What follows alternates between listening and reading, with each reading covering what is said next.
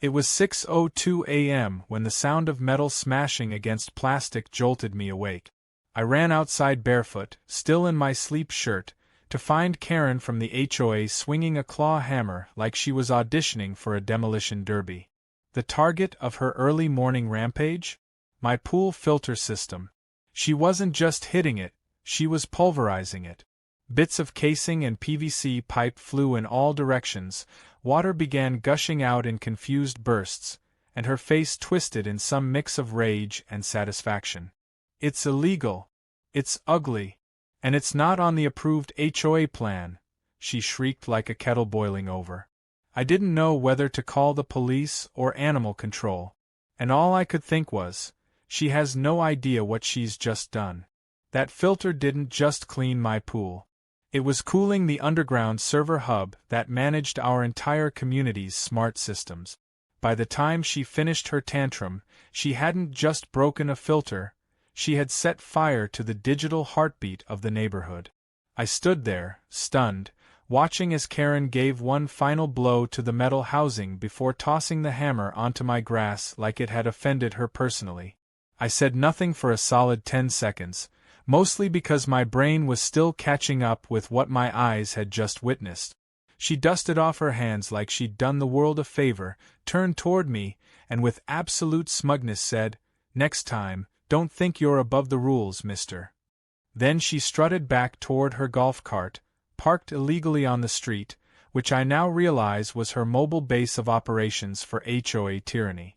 Now, before I tell you how this spiraled into a full-on infrastructure crisis, let me explain a few things.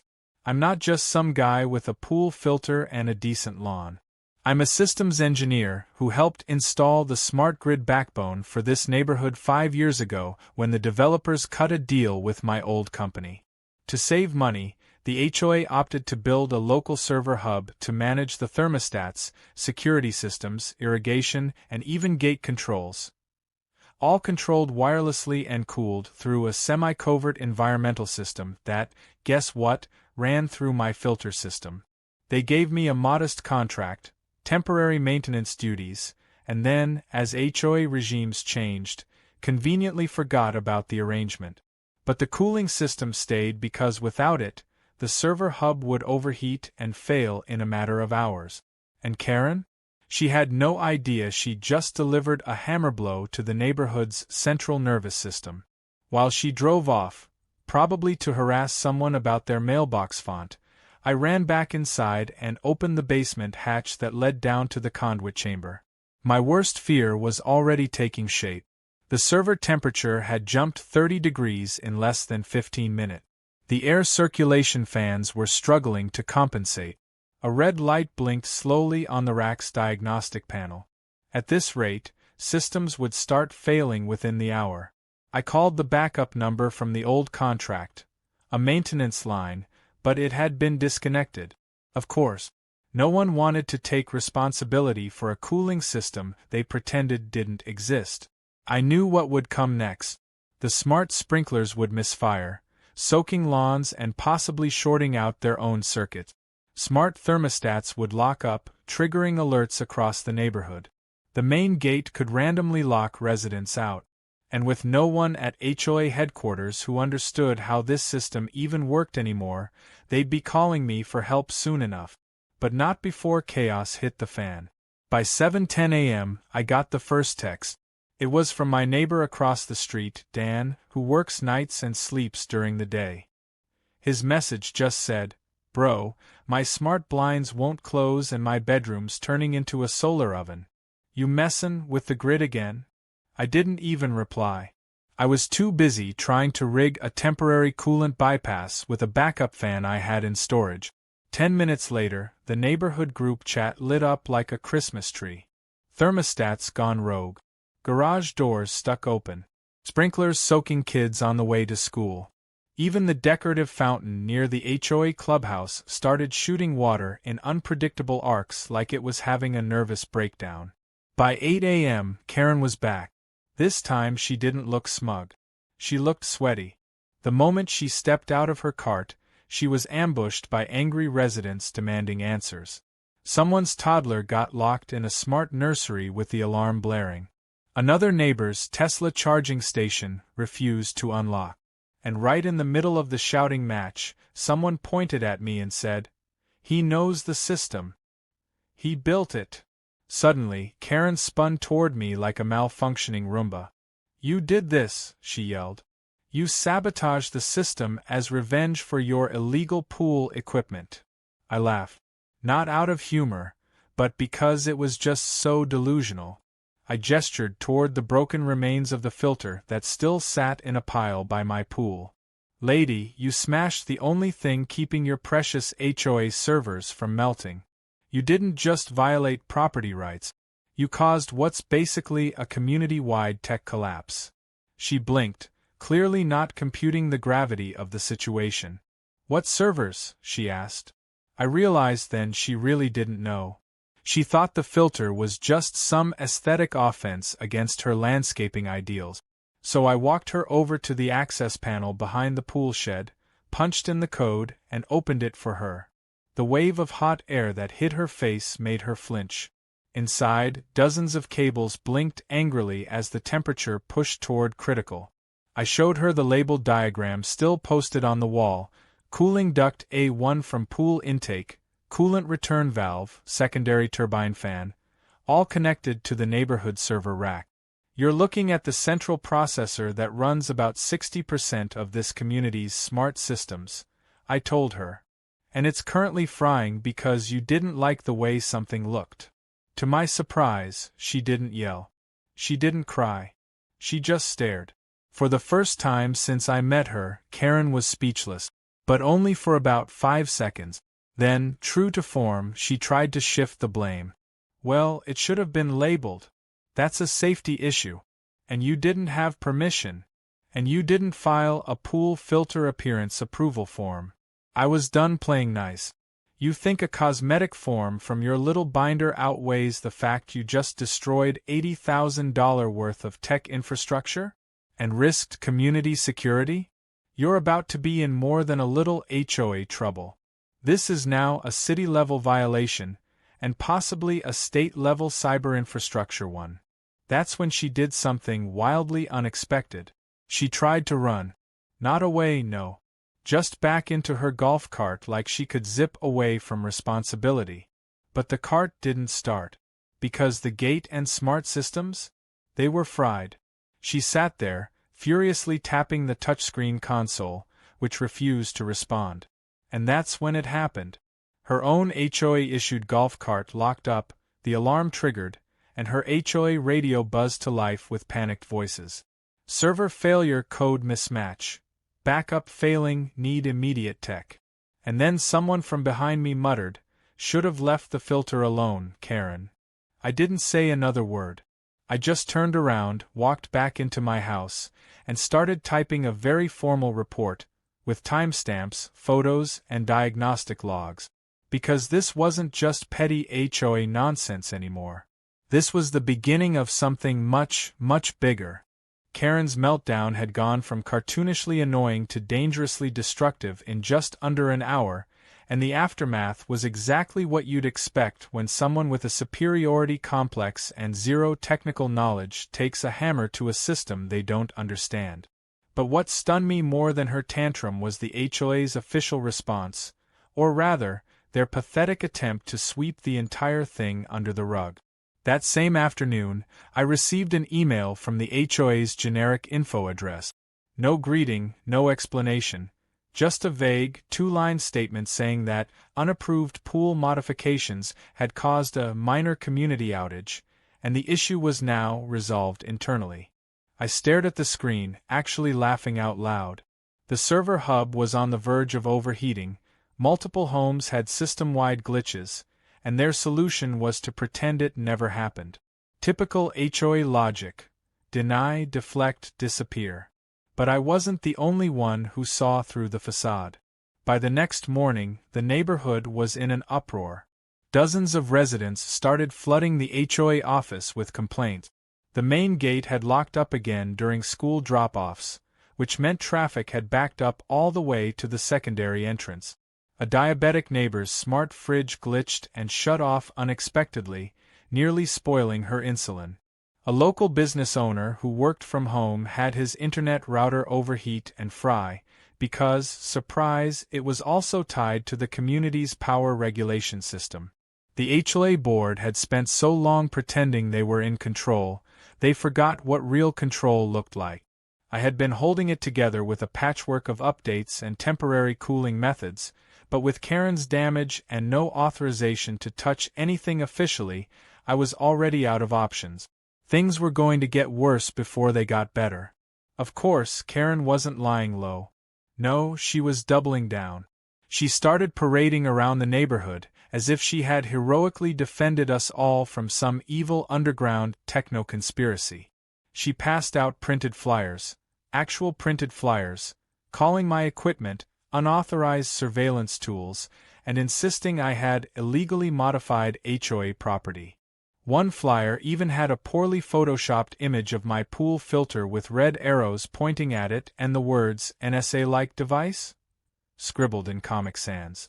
I didn't know whether to be offended or impressed by the creative stupidity. But her tactics weren't just laughable.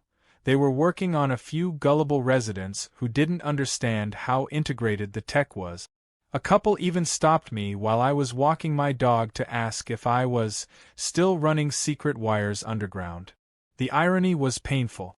Karen had destroyed the only system keeping the neighborhood stable, and now she was accusing me of sabotage. Meanwhile, inside the HOA office, a power struggle was erupting. I had a friend named Melanie who used to serve on the board before Karen staged her little coup last year. Melanie still had contacts, and she fed me bits of intel. Apparently, the remaining board members were divided. Some genuinely didn't understand how any of the technology worked and were too embarrassed to admit it. Others were terrified that admitting fault would make the HOA liable for damages and open the door to a class action lawsuit. So they chose the safest route possible: do nothing, blame the contractor, and pretend the issue was already fixed. Unfortunately for them, the system didn't care about politics. Cooling was still down, temperatures were still rising, and every second they stalled brought us closer to critical failure. I finally reached my breaking point when my emergency notification system, which I had set up as a last resort, sent me an alert at 3 a.m. It read, "Server room core temperature exceeded threshold. System failure imminent." The temperature had crossed the red line. And if that server went offline, we weren't just talking about comfort or convenience. Security systems, access control, emergency sensors, all of it would crash. The only thing keeping that from happening was the backup fan I had temporarily installed, and it wasn't built to run continuously. I had maybe a few hours before it overheated and quit. At this point, I knew I needed to make my move. I pulled up the old HOA contract from 5 years ago, the one that authorized the server room installation and mentioned the cooling setup. Sure enough, it was still signed by the original HOA board. The contract had never been nullified or updated. Legally, I was still listed as the point of contact for maintenance and repair of the system. They had conveniently forgotten it because Karen hated anything not personally approved by her, but the paper trail was solid. And that meant I had leverage. I printed out the contract, highlighted the relevant parts, and marched right into the HOA office just before their weekly board meeting. The office was filled with Karen's cronies and confused residents waiting to speak about sprinkler fines or grass height violations. When Karen saw me walk in with papers in hand, her eyes narrowed like she was watching a soap opera villain make their entrance. I didn't wait for permission to speak. I walked right up to the front of the room, dropped the contract onto the table, and calmly said, "You're all about to lose every ounce of plausible deniability. Read the date, read the clause, and realize that you've allowed this neighborhood to hover inches from disaster because you wanted to spite someone over a filter." They didn't even know what to say. One of the older board members picked up the paper with trembling hands. Karen, of course, went into defensive overdrive. "That contract is outdated. "It was never approved by the current board," she shouted. "Besides, you violated our visual conformity standards." I didn't flinch. This isn't about how something looks. It's about a server room overheating because someone with zero credentials took a hammer to essential infrastructure. And guess what? This clause right here says I have the right to emergency access and repair if failure is imminent, which it is. I'm not asking anymore. I'm informing you. It wasn't a debate. I turned and left before they could start arguing among themselves. They didn't deserve a seat at the table. I went back to my house, suited up, and entered the maintenance corridor behind my pool. I initiated full override protocols on the cooling system and rerouted backup coolant from the spare tank I had hidden in my garage since installation. The temperature began to stabilize within minutes. The fan, though loud, was holding. I connected my laptop to the central terminal and began running diagnostics on the most affected homes. Within the hour, doors started unlocking, thermostats rebooted, and sprinkler systems reverted to default. One by one, the neighborhood began to breathe again. Of course, the HOA didn't thank me. Karen didn't apologize. Instead, they sent me an official violation notice that afternoon for disrupting HOA operations without permission. I laughed when I saw it. I framed it. I knew they were trying to cover their tracks, but I wasn't finished. I had documented everything. Every temperature reading, every failed login, every meltdown moment. And I had something else. The next phase of my plan was going to involve a few friends in cyber legal compliance and infrastructure protection. Because what Karen didn't realize was that tampering with critical neighborhood systems, especially ones tied into local emergency response coordination, could qualify as criminal interference. And she'd just put her name all over it. Just when I thought Karen couldn't spiral deeper into her delusions, she pulled out a new play straight from the Dictatorship for Dummies handbook. While I was busy stabilizing the server room, cleaning up her mess, and essentially saving the entire smart grid for the community, Karen decided to double down. This time, it wasn't just about slandering me with flyers or shouting at board meetings. No, she installed cameras, hidden ones, around my house, without permission. And when I say hidden, I mean poorly disguised plastic domes that looked like they'd been yanked out of a mall security system from the 90s.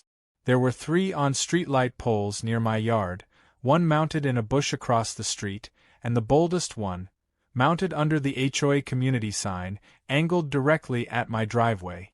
It was like she was trying to build her own little version of Big Brother, but run entirely on spite and Facebook misinformation. I didn't discover them by accident. I found them because one of them malfunctioned and started making a low humming noise, which drew my attention. I followed the sound and spotted the lens glinting through some fake leaves. When I checked the wiring, I realized they weren't even legally registered with the city's neighborhood safety program. They were standalone, rogue surveillance units transmitting on a private signal, Karen's signal. And the best part? She had slapped a sticker on the back of the main unit that said, "Property of HOA Safety Initiative, overseen by President Karen L." It was like leaving a business card at a crime scene. At that point, I stopped being annoyed and started getting creative. I wasn't about to call the cops yet, not until I could use the entire setup against her. So instead, I redirected the camera feed. I tapped into the signal using a handheld receiver, rerouted them to a local server cache in my garage, and mirrored the streams. What Karen didn't know was that I had her cameras now, live and recording, and I was about to give her the very exposure she was so desperate for. I created a private web stream, invited a few trusted tech buddies, and labeled it the Karen Channel. It didn't take long before the absurdity went viral within a private tech forum. Watching her walk around in her oversized sun hat, whispering into a walkie-talkie like she was managing a military operation, had everyone in stitches. She actually crouched behind her own trash can at one point to stake out my driveway. She even used binoculars. From 10 feet away. Things took a darker turn when I discovered that she had also coordinated with 2 board members to submit a fake repair order to my address. It was meant to look like an official HOA maintenance visit. A cheap white van rolled up with 2 guys in reflective vests who claimed they were here to fix the pool pump. They handed me a paper that looked like it had been printed off a template stolen from a school newsletter. Luckily, I don't let strangers near my systems without confirming credentials, and they couldn't answer even basic questions about the cooling infrastructure. When I told them to leave and threatened to report them for impersonation, they bailed fast. Later that day, I checked the video feed from Karen's sidewalk camera. She was literally directing them over the walkie-talkie like she was orchestrating a CIA drop-off. That was it. I had every piece I needed. Not just for legal action, but for a full-blown public shaming. I compiled the footage from her surveillance cameras, the audio from the fake repair visit, and paired it with a timeline of the outages, violations, and server logs. Then I uploaded a clean, edited version to a neighborhood forum that had over 1,000 residents. The title was simple: How Our HOA President Nearly Fried the Neighborhood and Tried to Blame the Pool Guy.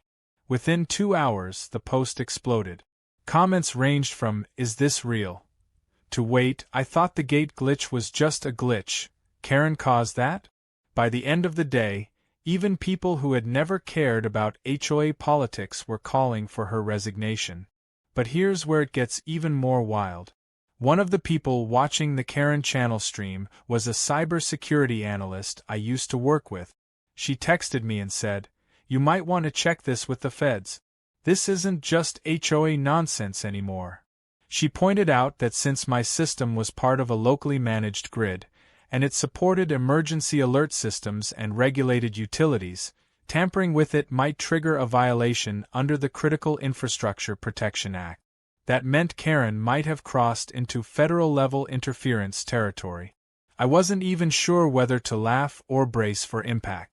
Out of curiosity, I contacted a federal infrastructure hotline, explained the situation in detail, and gave them access to the footage. The man on the line didn't laugh. He asked for my full name, address, technical certifications, and a detailed report. Within 48 hours, I had 2 federal agents, not police but guys in windbreakers and polos, at my door asking to see the server hub. They weren't there to arrest anyone. Not yet. They just wanted to assess the damage and collect evidence. And when I showed them the now stabilized room, the backup fans, the disconnected coolant line, and the broken filter box, they both looked at each other and nodded like, "Yep, this is exactly the kind of mess they'd been warned about." They took the footage, the flyers, even the fake repair order. I don't know what they did next exactly, but I know Karen got a phone call that same evening because she went ghost. No morning patrols. No walkie-talkie chatter. No binocular stakeouts. She stopped showing up to HOA meetings entirely, and when people asked where she was, the remaining board members offered weak excuses like, "She's on a wellness break." A wellness break? That's what they're calling a federal investigation now? The HOA was rattled. They started frantically trying to repair their image, announcing an emergency community meeting to restore transparency and trust. I was invited to speak, but I declined. I had already done more than enough. Besides, I was too busy enjoying the peace and quiet that had returned to my street. For the first time in weeks, my sprinklers worked correctly, the gates opened without random lockouts, and my dog could roam the backyard without being filmed by a wannabe secret agent. Still, I knew Karen wasn't done. People like her never are. They retreat, regroup, and then reappear with some new campaign, usually louder and more ridiculous than before. So I prepared for it. I installed a new, tamper-proof filter housing, with encrypted alerts that pinged me anytime someone approached it. I also rigged a dummy filter that, if smashed, would spray a biodegradable purple dye that stains skin for 3 days. Consider it a friendly warning system. And just in case Karen did try something truly bold again, I had one final trick in place. A motion-triggered camera hidden inside a lawn gnome that faced the street. Call it poetic irony. After all, if she taught me anything, it's that sometimes you've got to beat a Karen at her own surveillance game. The silence from Karen didn't last. For about 2 weeks, things in the neighborhood felt weirdly calm. Too calm. No flyers appeared on my door. No one showed up pretending to fix my pool. No suspicious golf cart stakeouts. It was almost unnerving, like the eye of a storm that had decided to take a nap before doubling back with vengeance. But during that quiet, the HOA's veneer of control began to unravel at the seams. Without Karen breathing fire over every shrub and sidewalk, the board members started stepping out of line, some confused, some panicked, and some scrambling to cover up the mess they'd enabled. The emergency meeting they scheduled under the guise of restoring transparency and trust was more like a town hall trial, with neighbors bringing receipts, complaints, and actual printed screenshots from the Karen channel stream. I showed up to the meeting, not to speak, but to observe. I sat in the back corner near the snack table with a cold bottle of water and the smirk of a man who had just watched his neighborhood's biggest tyrant go temporarily underground. People spoke one by one, sharing stories that had been brewing for months. A woman tearfully recounted how her door locks failed during a thunderstorm, trapping her elderly father on the porch for hours. A single father described the nightmare of losing access to his garage in the middle of a custody transfer. One couple revealed that their irrigation system overwatered their entire backyard for 3 days straight, flooding their new garden because of the smart sprinkler glitch. And when the board tried to brush these off as coincidental technical failures, several residents turned toward me, pointing out that I was the only person who had any idea how the system actually worked. Eventually, someone asked the question that had been brewing beneath the surface. Who approved the cameras Karen installed? Who authorized the surveillance? The board hesitated. One member tried to imply the cameras were temporary monitoring units for neighborhood safety. Another muttered something about unauthorized initiative by a former officer. But the residents weren't buying it. The moment I stepped forward and confirmed that I had intercepted the camera feeds, traced them back to Karen's personal HOA-authorized login, and even recovered archived footage showing her directing the fake repair crew, the room erupted. You could feel the collective switch flip. It wasn't just that she'd been annoying. She'd endangered people. She'd tampered with infrastructure. She had used her position to spy on homes and gaslight the community. That's when the city inspector showed up, completely unannounced, holding a thick clipboard and a digital scanner. Apparently, someone had filed an anonymous complaint about the HOA's facilities, including the clubhouse, server installation, and the irrigation systems. The inspector began listing code violations like he was reading from a grocery list. Outdated fire suppression systems, uninspected electrical work, no backup ventilation, improperly labeled utility access points. The highlight of the evening was when he walked the group outside and opened the back hatch of the community's main irrigation control unit. The smell that hit us was awful: stagnant water, mildew, and a faint electrical burn. Wires were charred from Karen's tampering. The inspector looked back at the group and said, deadpan, "This is a Class C hazard. I'm shutting this down until further notice." The HOA board looked like deer caught in headlights. The clubhouse was officially declared off-limits until repairs could be verified by a licensed contractor and cleared by a city officer. Residents were furious. Questions turned into yelling. Someone pulled out their phone and started live-streaming. That was the moment I quietly stepped away, already knowing what would come next. Karen had tried to build a kingdom on control and secrecy. She'd ruled with pettiness, suspicion, and power plays. But now that the curtain had been yanked back, the whole house of cards was collapsing in front of everyone. Karen, of course, couldn't stay hidden forever. Her absence had created a void too tempting for her ego to resist. So one morning, I spotted her again. This time creeping into the clubhouse before sunrise, carrying a large tote bag and wearing sunglasses like she was avoiding paparazzi. She tried to reassert herself by sending out a digital newsletter titled, a message from your true president. In it, she claimed that the server issues had been caused by external cyberattacks, that I was a rogue contractor seeking to undermine the HOA, and that the surveillance was part of a new safety initiative misunderstood by the public. She also accused several board members of being infiltrators, trying to bring down neighborhood morale. It was so dramatic it could have won an award for fictional writing. The residents weren't having it. Within an hour, someone replied to her newsletter by forwarding the federal contact number used to report unauthorized surveillance. Then, things got worse. Someone, likely another board member trying to save their own skin, leaked internal HOA chat logs. In one particularly damning exchange, Karen admitted to intentionally deleting maintenance records and faking receipts for landscaping projects that never happened. She even mentioned using leftover budget money for office upgrades, which turned out to be a personal home sauna delivered directly to her backyard. Her signature was all over the invoice. That's when I decided to go public with the last piece of evidence I had kept tucked away. It was a full diagnostic report showing that the server cooling system, which Karen had destroyed with a hammer, was linked to an automatic alert relay system meant to communicate with emergency services.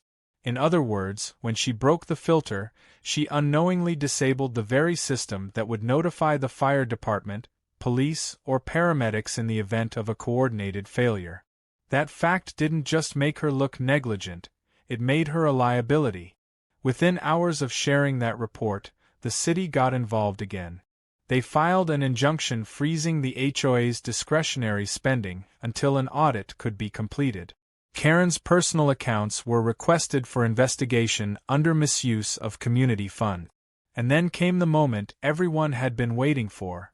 A special city-mandated emergency vote to remove Karen from the HOA entirely.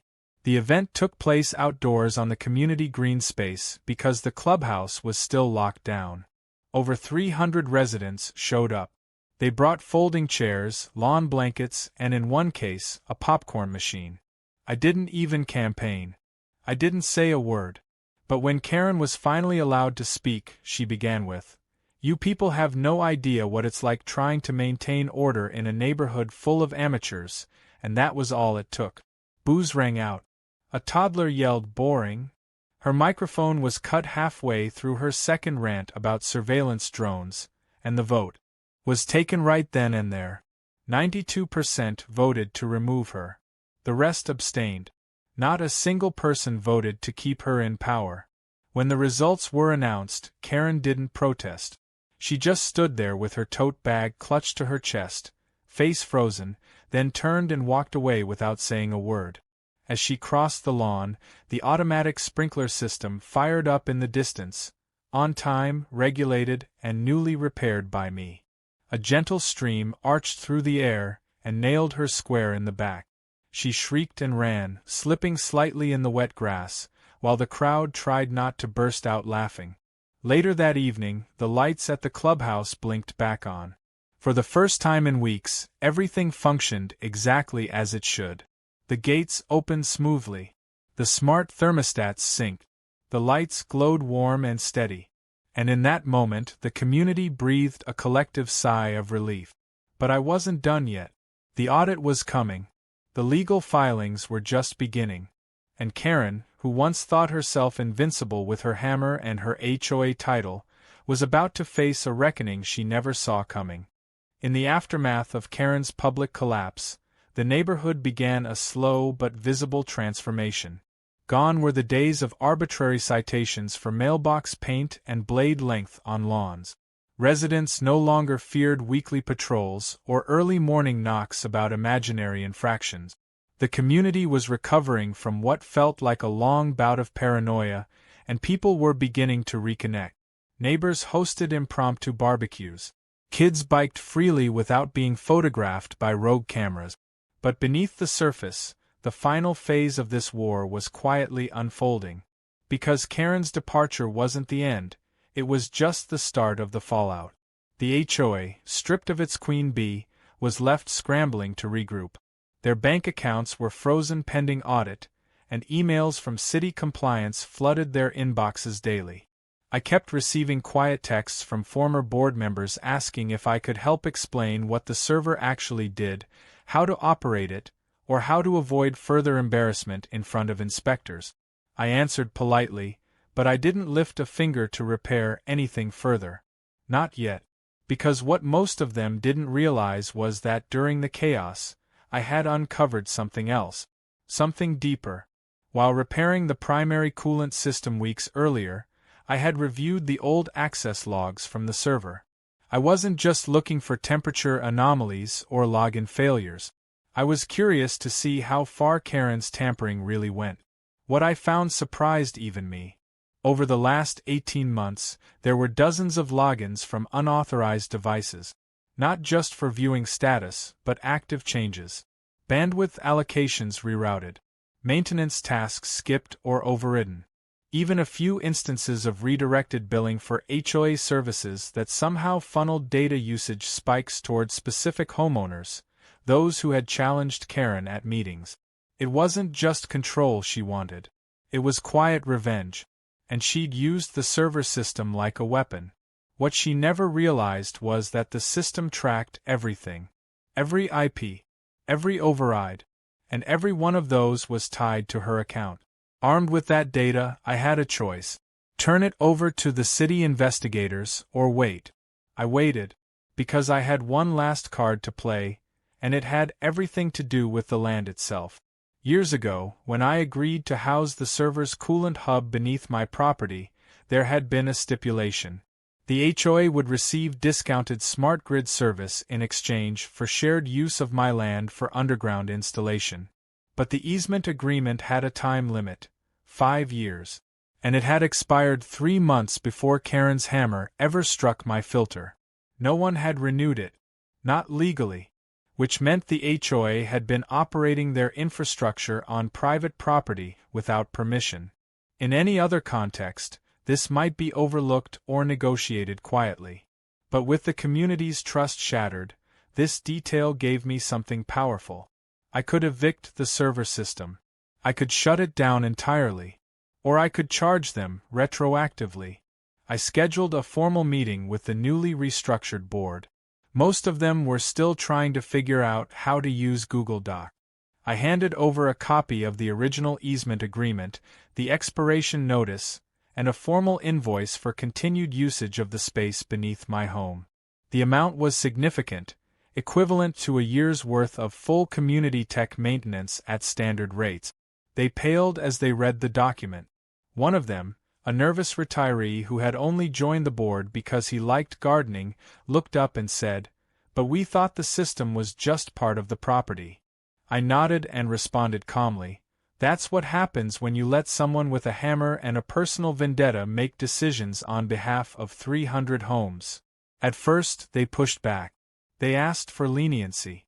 They tried to deflect. But once I hinted that I had digital logs proving tampering with critical infrastructure, they fell silent. I wasn't bluffing, and they knew it. After a short recess, they returned with a proposal: full reimbursement for damages, back payment for land usage, and most importantly, a new contract, one that formally recognized me as the community's official systems consultant. It came with a monthly retainer, equipment budget, and veto power over any board action that touched the tech. I didn't even need to ask for it. They offered it willingly because by then they understood the truth. The only reason this neighborhood hadn't collapsed entirely was because of me. And they never wanted to deal with another Karen again. Meanwhile, the audit wrapped up. As expected, Karen had misused funds. The receipts for her personal sauna, backyard deck extension, and custom presidential HOA jacket, all traced back to community funds. Worse, several resident payments for violation fees had disappeared into a shadow account only she had access to. The city pressed charges. She wasn't arrested in some dramatic scene, but she was ordered to appear in court for fraud and unauthorized surveillance. Her defense? That she was doing what she thought was best for the community. The judge didn't laugh. He simply replied, "You nearly destroyed a server hub because you didn't like the way it looked. As for the neighborhood, things improved in ways I hadn't even predicted. Residents voted to revise the HOA charter, stripping it of powers that had been too easily abused. Surveillance was banned unless city-regulated. All citations now required board majority approval. Fines were capped. More importantly, a new transparency clause required every HOA meeting to be live-streamed and archived for public viewing. The residents called it the Karen Clause. It passed with 100% approval. I could have stepped away after that, walked away from the chaos, retired from server management, and gone back to enjoying quiet evenings by my now famous pool. But something about the way the community came together convinced me otherwise. I accepted the consulting position. I redesigned the infrastructure. I installed fail-safe cooling systems with triple redundancy. I made sure no one person could ever access the server without oversight again. And in a small moment of poetic justice, I painted the new filter housing a vibrant shade of pink, the same color Karen once cited as too distracting for backyard harmony. It had lights too. Solar-powered LEDs that pulsed softly at night, right beneath a tiny engraved sign that read, "Karen-proof system, please do not hammer." Karen eventually moved. Rumor had it she tried to start a new HOA across town, but word spread quickly. No one wanted her. Even the Nextdoor app banned her account after multiple complaints. The last anyone saw of her, she was arguing with a city inspector about a permit for a decorative pond in her front yard. A fitting end for someone who tried to turn a smart community into her personal surveillance state. And me? I still swim in that pool every weekend. Every time the pump hums to life, I smile. Because that hum is more than just filtered water. It's the sound of a system that survived sabotage, idiocy, and one truly entitled woman with a hammer. It's the sound of control wrested back from the hands of chaos. And it's the reminder that sometimes the best revenge isn't loud. It's cool, quiet, and absolutely unstoppable.